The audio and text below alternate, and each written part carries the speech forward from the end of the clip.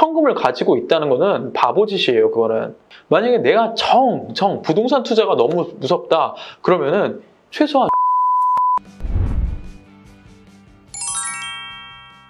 안녕하세요. 당신을 건물주로 만들어줄 남자 박익현입니다. 요새 경기 상황을 보면 좀 정신이 없죠. 뭐 코로나19 이슈, 전쟁 이슈, 뭐 금리 인상 등 여러 가지가 막 되게 복잡하게 얽혀 있는 것 같아요. 그래서 지금 투자를 하는 게 맞느냐 안 맞느냐 이런 거에 대해서 다들 궁금해하세요. 더군다나 주식도 빠지고 비트코인 가격도 하락하고 부동산도 뭐 떨어진다 뭐 이런 얘기도 있고 하니까 그러면 차라리 그냥 현금을 그대로 가지고 있어야 되는 게 맞지 않을까요?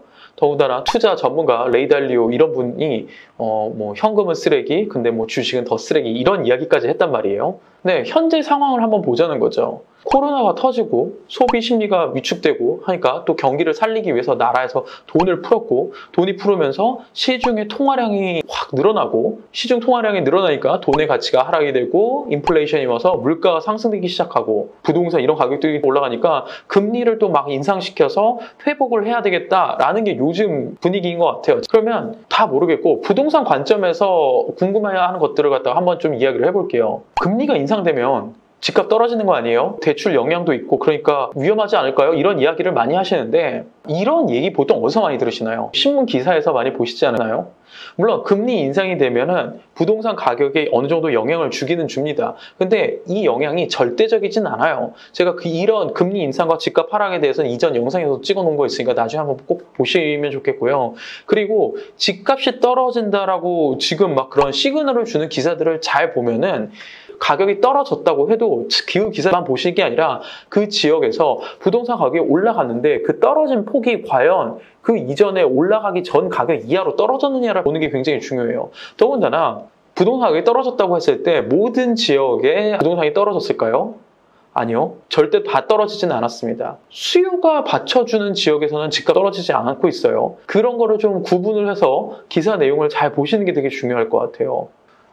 근데도 불안하니까 부동산 투자는 못하겠고 가격이 그래도 조금 더 떨어질 때 살게요 라는 걸 얘기를 하시는데 우선 그 전제가 하나 있어요. 부동산은 우상향으로 올라간다라는 전제가 하나 있어요. 이 팩트를 인정을 하신다 그러면은 이 그래프를 잘 한번 보세요. 올라가고 내려가고 올라가고 내려가고인데 근데 여기에 최저점이 이전에 가장 높은 점보다 거의 다 높아요. 이 말을 뭐 하냐면은 떨어질 때 살게요라고 했지만은 떨어졌어도 이때보다 높기 때문에 사람들은 이 가격을 보고 높다라고 생각하기 때문에 절대로 부동산을 살 수가 없어요. 그럼 마찬가지로 또 기다릴까요? 또 올라갔다 내려가도 이 점이 이전보다 높기 때문에 사람들은 절대로 부동산 투자를 할 수 없어요. 그래서 떨어지면 살게요 라고 하는 거는 우상향을 하는 부동산의 이런 성향상 절대로 더 투자를 할 수가 없다는 거죠. 그러면 뭐 부동산 투자 못하겠고 불안하니까 제가 갖고 있는 돈을 예금이나 적금이나 넣어둘게요 라고 얘기하신 분이 계시는데 자, 지금 기사 보니까 올 예적금 금리가 한 3%대 정도 예상을 한다 그래요. 작년 대비 많이 오르긴 했죠. 하나만 더 보자는 거죠.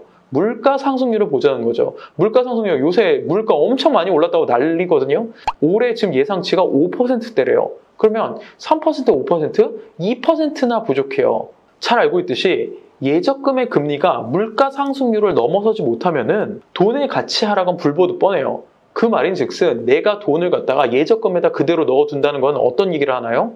내가 예적금으로 현금을 가지고 있다는 거는 바보짓이에요, 그거는.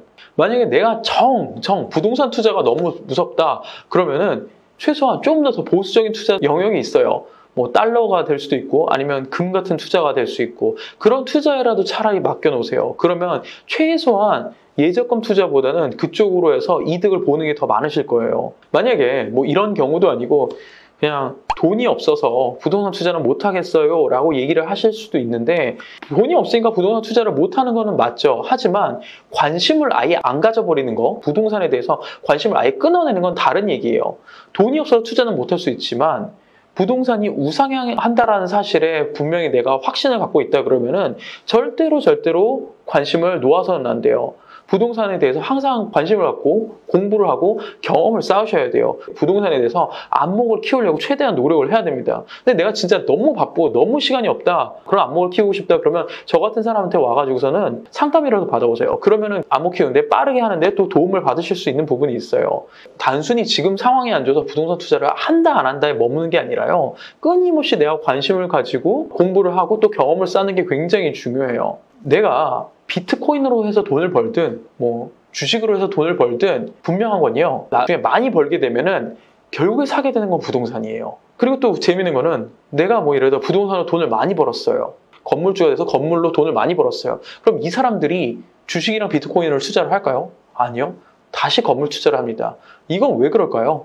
부동산만큼 안정적인 자산이 없기 때문에 그래요. 그리고 부동산만큼 꾸준히 계속 확실하게 올라가는 자산도 없기 때문에 그래요. 이런 관점이 여러분한테 명확히 인식되시고, 그리고 내가 진짜 건물주가 되고 건물주 부자가 되고 싶다 그러면은 지구적인 관심과 공부, 경험 꼭 놓지 않으셨으면 좋겠습니다. 오늘도 이 영상을 끝까지 봐주셔서 정말 감사합니다. 좋은 하루 되세요.